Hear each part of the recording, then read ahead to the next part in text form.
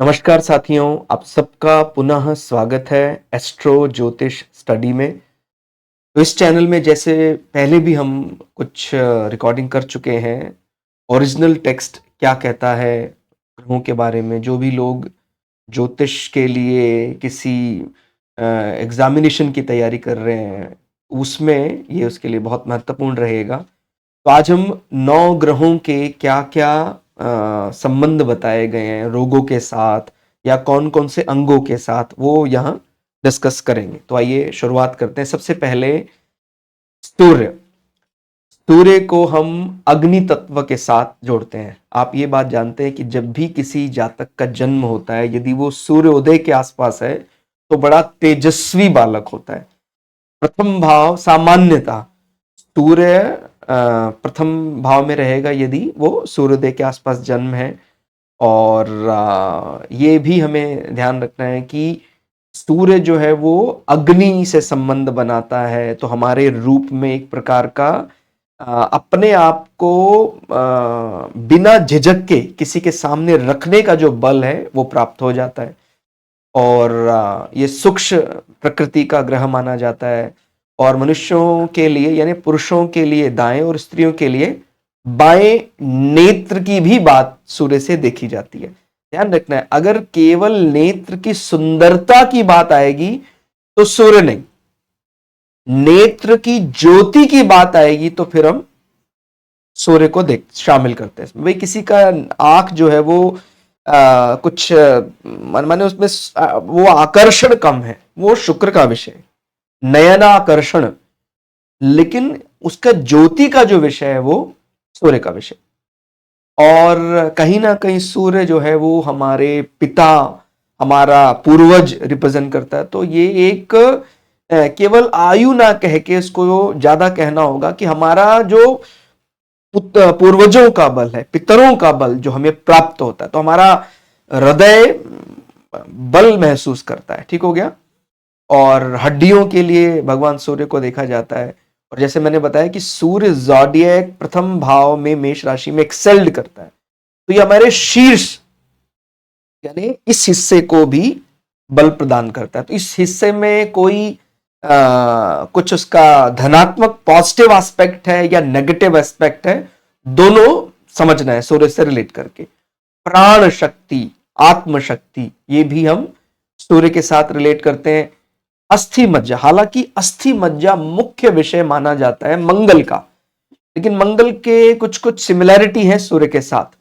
अस्थि मज्जा यानी जो हमारी हड्डी है, बोन है, उसके अंदर जो एक प्रकार का टिश्यू है जो आरबीसी, डब्ल्यूबीसी और प्लेटलेट्स के निर्माण का कार्य करता है, उसमें मुख्य रूप से प्रधान ग्रह मंगल ही माना जाता है, लेकिन सूर्य को भी देखा जाता है। और सूर्य और मंगल दोनों ही पित्त को रिप्रेजेंट करते हैं, यानी सूर्य अगर बिगड़ा होगा तो पित्त में कमियां आ सकती हैं। इसके बली होने पर हड्डियां मजबूत होती हैं तथा शरीर स्वस्थ बना रहता है। और इसके निर्बल, अशुभ या रोग कारक होने पर पित्त प्रकोप, पित्त का मतलब समझते हैं ये एक फायर एलिमेंट है शरीर में। इसको जैसे हिंदी में पित्त जो है वो इंग्लिश में बाइल जूस कहा जाता है, तो उस प्रकार से रिलेट करना चाहिए। अस्थि रोग हो सकता है, और इस हिस्से में कोई ऐसी दिक्कत हो, शिरो रोग, उष्ण कोई गर्मी हवा, ऐसा गर्म हवा लग जाए, लू लगना, ज्वर, मूर्छा, चर्म रोग, मिर्गी और शूल। इसमें मुख्य रूप से हमारा ये वाला माने फोरहेड वाला भाग भी इसमें शामिल होगा।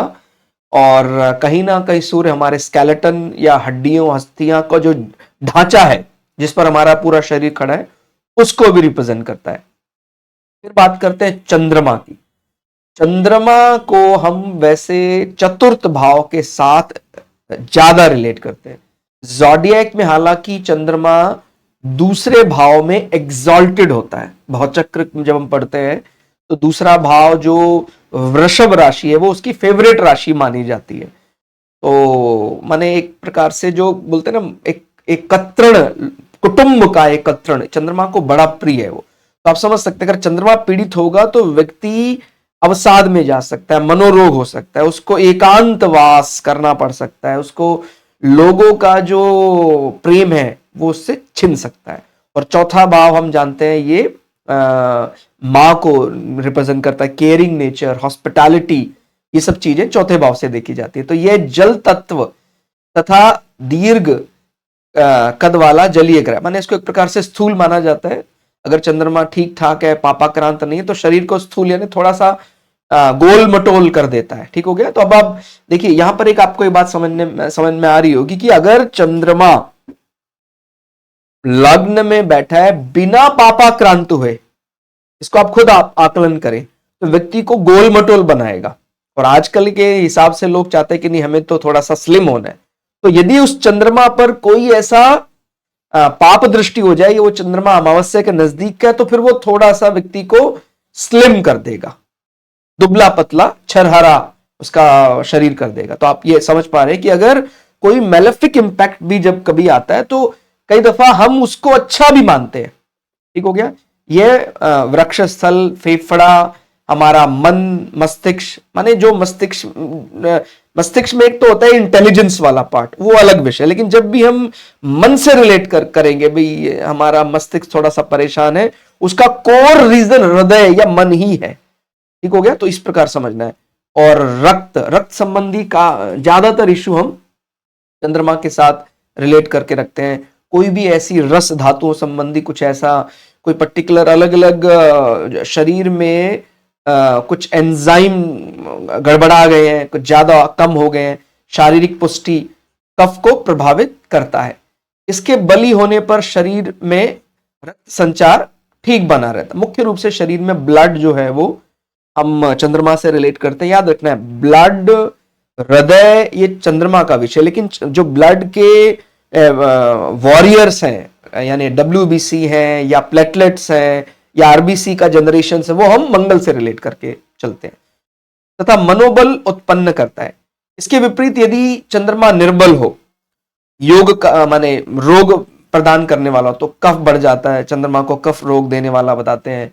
और मूत्र विकार हो सकता है, हालांकि इसमें भी कोर रीजन ब्लड से रिलेटेड होगा कि भाई ब्लड में कुछ ऐसी मात्रा गड़बड़ा गई है, इसी कारण से वो किडनी से फिर वो बाहर निकल रहा है। जलोदर, जल से उत्पन्न समस्याएं, पांडु रोग जिसको हम मेजर एनीमिया कह देते हैं, जो विटामिन B6, B12, B9 के कारण होता है, उसमें भी चंद्रमा का मुख्य जो है भूमिका देखी जाती है।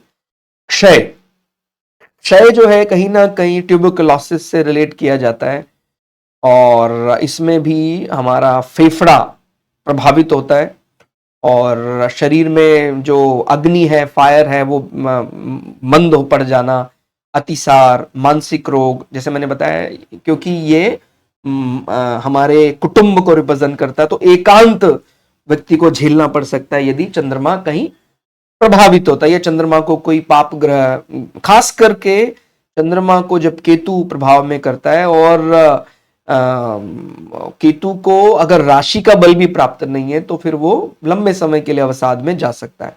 फिर आती है मंगल की बात। मंगल की काफी ऐसा लगता है जैसे सिमिलैरिटी है सूर्य के साथ।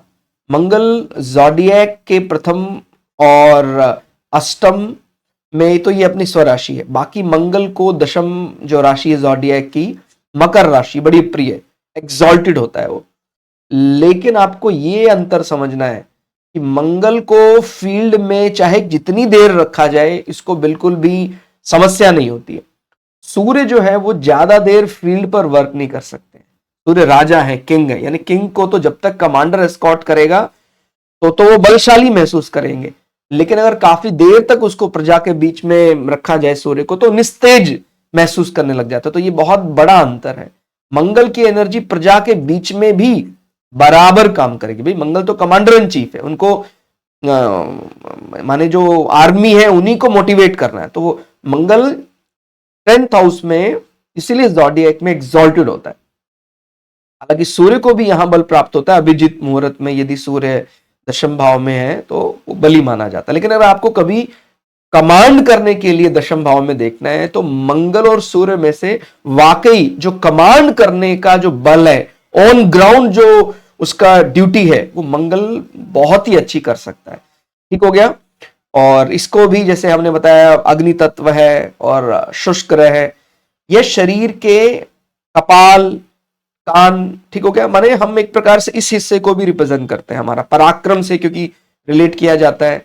और स्नायु, मज्जा, मज्जा माने अस्थि मज्जा, और पुट्ठों की पुष्टता, ठीक हो गया। कहीं ना कहीं जब हम किसी को ललकारते हैं तो उसमें हम अपना जो जैसे बोलते हैं ना हमारी जंघा पीटते हैं, तो कहीं ना कहीं इसका बल भी मंगल से रिलेट करके देखा जाता है। शारीरिक पुष्टता और हमारा मनोबल, धैर्य पित्त को प्रभावित करता है। इसके बली होने पर शरीर में हड्डियां मजबूत होती हैं।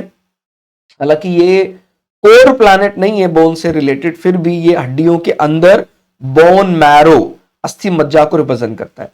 यह निर्बल, अशुभ या रोग कारक हो तो रक्त विकार, और ये रक्त विकार मैंने बताया अंतर कर पाएंगे ना, चंद्रमा का रक्त विकार अलग प्रकार का है, मंगल का रक्त विकार अलग प्रकार का है, और उसी के कारण रक्तचाप बढ़ सकता है। वैसे ब्लड प्रेशर तो दोनों में अनकंट्रोल हो सकता है, मंगल के कारण भी और चंद्रमा के कारण भी, लेकिन जो ये ब्लड प्रेशर अनकंट्रोल है इसमें कहीं ना कहीं बोन मैरो का जो जनरेशन है वो इंपैक्ट कर रहा है।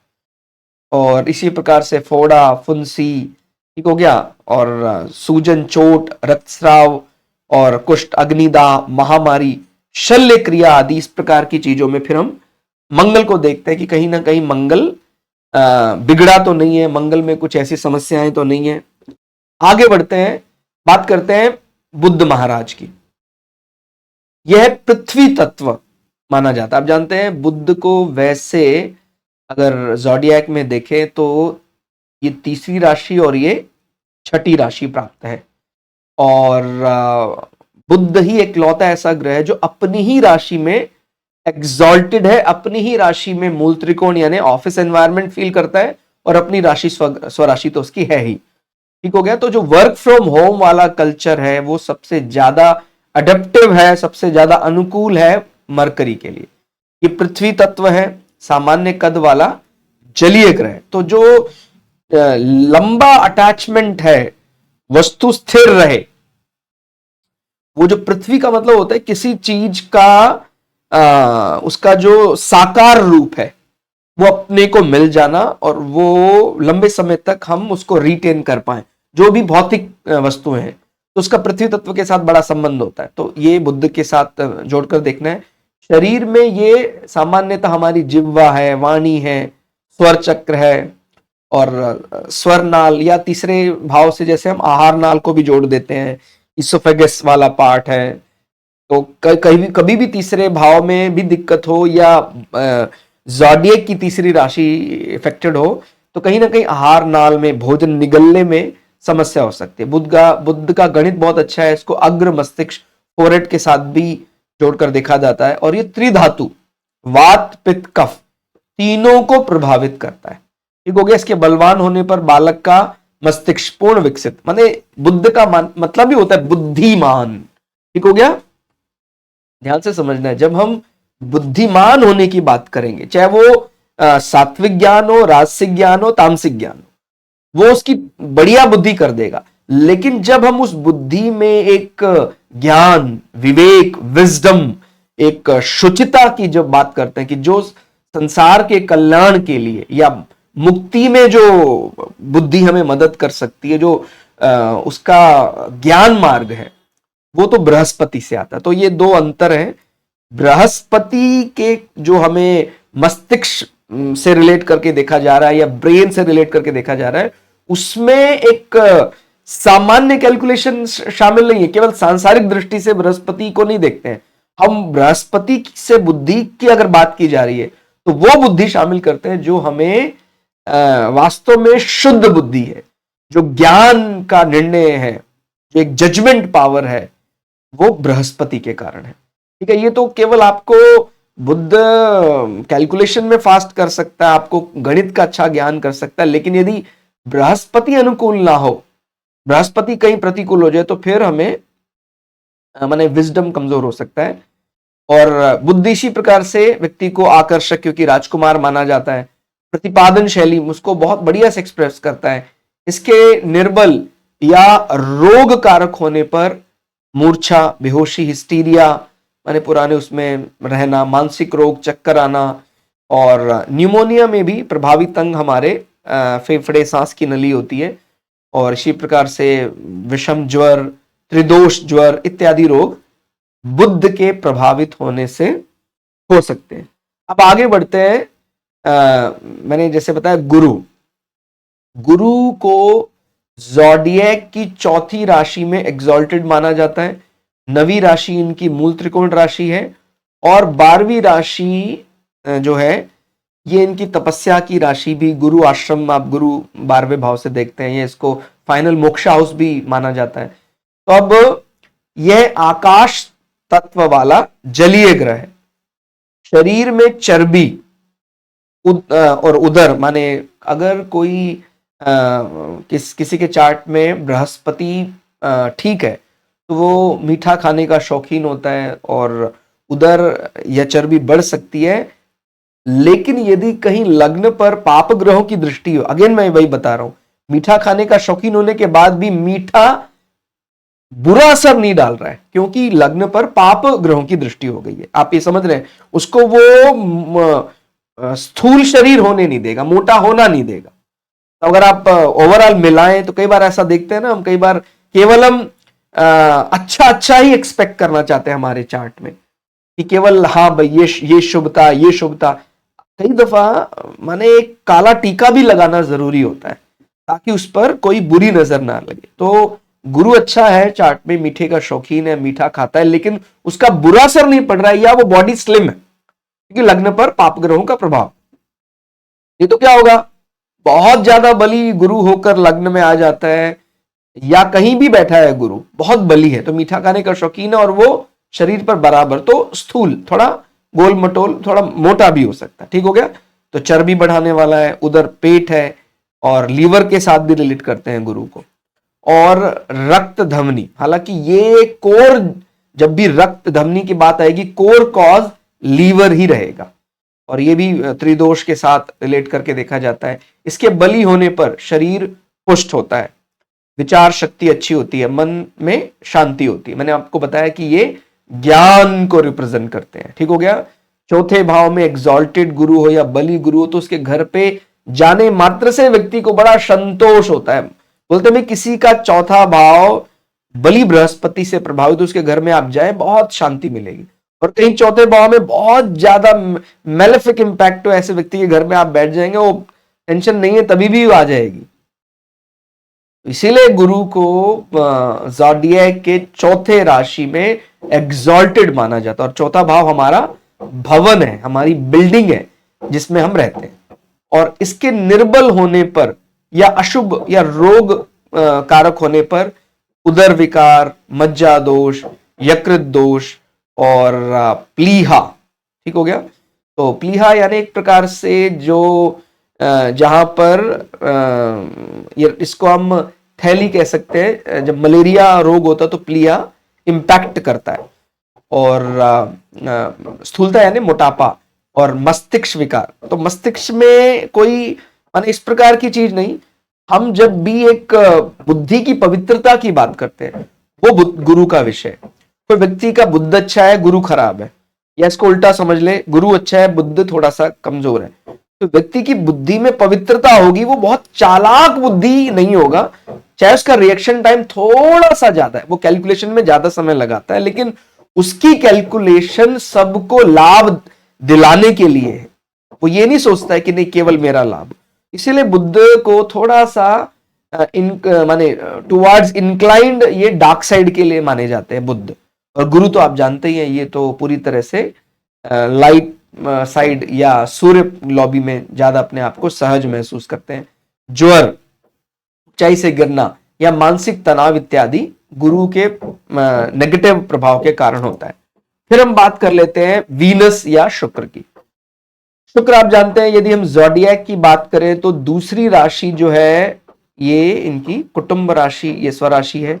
बाकी 7वीं राशि ये विवाह के लिए सब लोग जानते हैं कारक होते हैं, और शॉपिंग के एक्सपर्ट, बड़े शौकीन है, पैसा खर्च करना, ये बेड प्लेजर, शैया सुख भी माना जाता है। तो अब अगर हम इनको देखें, ये जल तत्व मध्यम कद वाला जलीय ग्रह, बहुत सुंदरता, और ये सुंदरता बड़ी इसमें एक लैंगिक आकर्षण भी है। तो इसमें थोड़ा सा सतर्क भी रहने की जरूरत है कि अगर शुक्र कहीं पापाक्रांत हो जाते तो फिर ये लैंगिक आकर्षण व्यक्ति का जीवन बिगाड़ भी सकता है।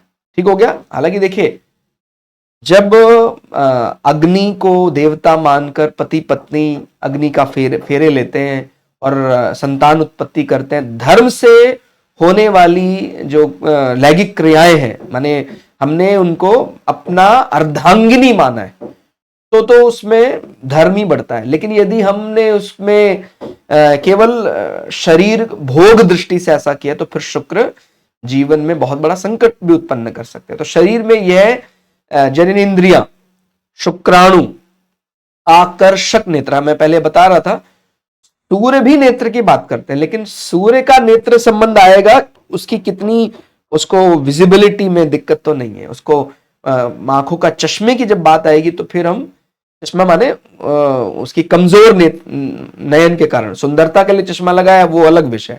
अब इसमें आप ये समझ लीजिएगा, कोई व्यक्ति सुंदर दिखने के लिए चश्मा लगा रहा है वो शुक्र का विषय, कोई व्यक्ति उसको मजबूरी में चश्मा लगाना ही पड़ेगा वो सूर्य बिगड़ा हुआ है। ठीक हो गया। आप समझ रहे, हो सकता है दोनों ही केसेस में व्यक्तियों ने चश्मा लगाया हो।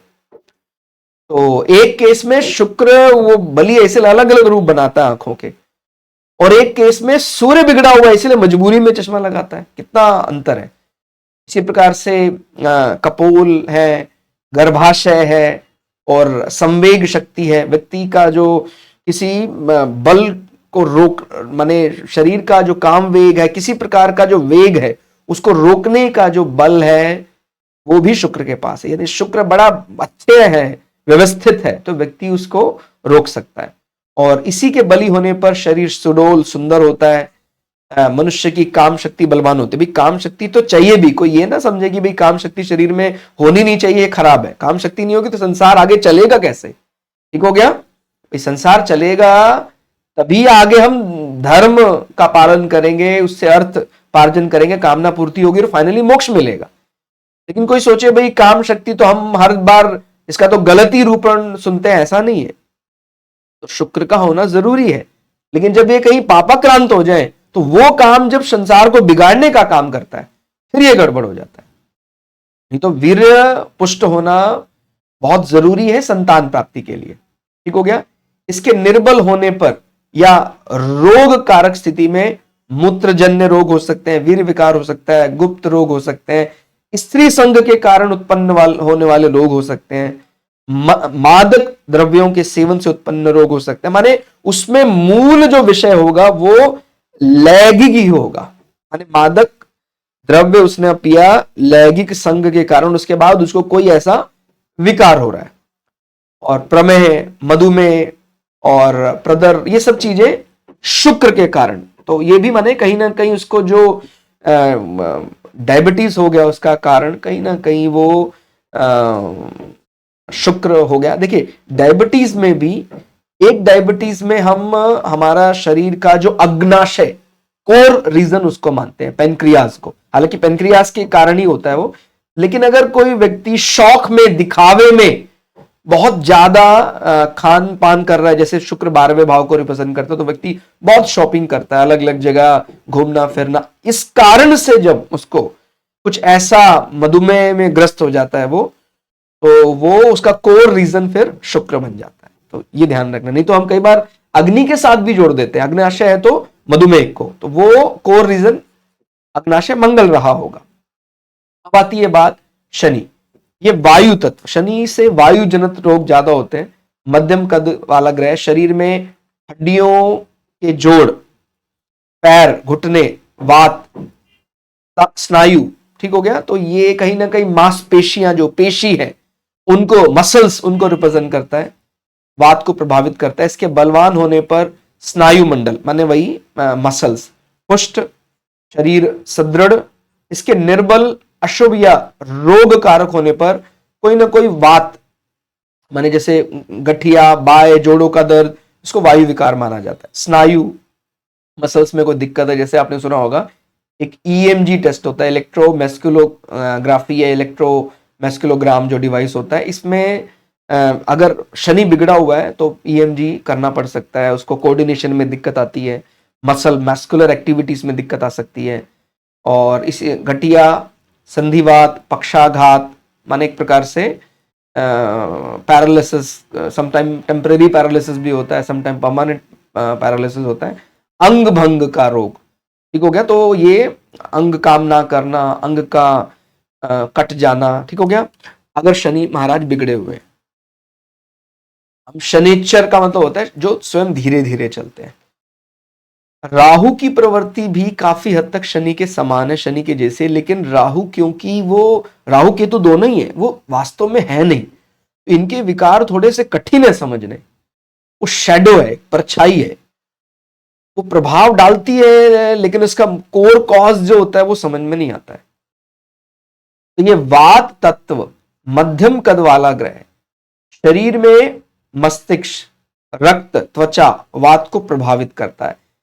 चाहे इसमें मस्तिष्क लिख रहे हैं, रक्त लिख रहे हैं, त्वचा लिख रहे हैं, लेकिन इसमें कहीं ना कहीं जो कोर कॉज है वो इनविजिबल है, ठीक हो गया, वो दिख नहीं। जैसे सूक्ष्म जीव, बैक्टीरिया, वायरस, ज्यादातर ये हम राहु के साथ रिलेट करके देखते हैं। नई नई बीमारियां जो फैल रही हैं, जिन बीमारियों का जो रिजल्टेंट, उसका जो रूप है बहुत ज्यादा बहिर्मुखी है, वो बड़ा थोड़ा रौद्र हो जाता है, वो राहु। और कुछ बीमारियां बड़ी प्रसुप्त होकर कार्य करते हैं चुपचाप, वो केतु का विषय है, ठीक हो गया। है वो भी उतनी खतरनाक है, उससे भी ज्यादा खतरनाक, लेकिन वो प्रसुप्त होकर चुपचाप काम करती है। केतु की जो डिजीज है उनको डायग्नोस कर पाना थोड़ा कठिन है। इसके बलवान होने पर शरीर में फुर्ती, मतलब उसको उस प्रकार की फुर्ती मानते हैं जो कहीं ना कहीं जैसे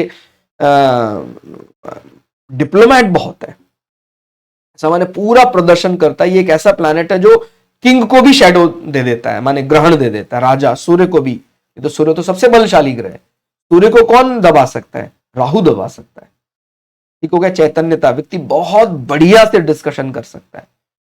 जिह्वा में दिति नंदनम, ठीक हो गया, जिह्वा में दिति नंदनम। तो जो डिप्लोमेसी का लॉर्ड है वो तो राहु ही है। राहु बली है तो ऐसा व्यक्ति राजनीति में किसी को अपने से ऊपर नहीं जाने देगा। तथा इसके निर्बल, अशुभ या रोग कारक होने पर चेचक, मानसिक उपद्रव, सूक्ष्म जीवों से जनित रोग, सर्पदंश यानी वैनम से होने वाली दिक्कतें, पशुओं से चोट, कुष्ठ, कैंसर, ध्यान रखना है इन कैंसर में, चाहे केतु के केस में भी कैंसर लिखा होगा, बट केतु का जो, बिकॉज आपको पता है कैंसर के अलग अलग रूप होते हैं। कुछ कोर जो वो समझ में आता है कि भाई ये कैंसर का कोर जो रीजन है वो ये। कुछ कैंसर समझ में नहीं आते हैं, बहुत कठिन है कि भाई ल्यूकीमिया हो गया उसको, और वो कोर कहां से शुरू हुआ वो समझ में नहीं आया। तो जो कठिन रूप है, जो भी गुप्त समस्याओं का, वो केतु देता है। लेकिन हमें पता है कि भाई ये इसका जो कैंसर का मूल जड़ है वो कोई ऐसा ब्रीस्ट में उसका है, कोई ऐसा, माने कुछ और अपने को पता है। तो वो सारी चीजें हम राहु से रिलेट करते हैं। और केतु है, ये वायु तत्व है, छोटे कद वाला ग्रह है। इसके शरीर में वात, रक्त, चर्म को विशेष रूप से प्रभावित करता है, ठीक हो गया। जैसे अगर केतु किसी राशि को प्रभावित करता है तो वहां फंगल इन्फेक्शन होने का भय रहता है। इसके बलवान होने पर शरीर में श्रम शक्ति, संघर्ष शक्ति, क्योंकि ये प्रसुप्त है, इसको हेडलेस माना जाता है, तो ये गुप्त पराक्रम बनाए रखता है व्यक्ति, ठीक हो गया। सक्रियता बनी रहेगी।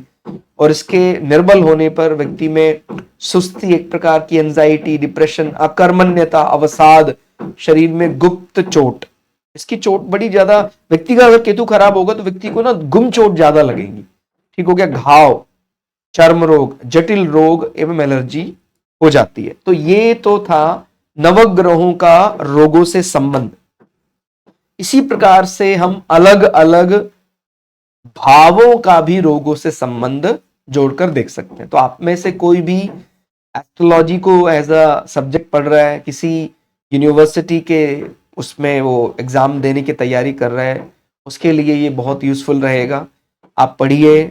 आप हमारा जो दूसरा चैनल है श्रद्धा एस्ट्रो ज्योतिष, उसमें जाकर भी वीडियो देख सकते हैं।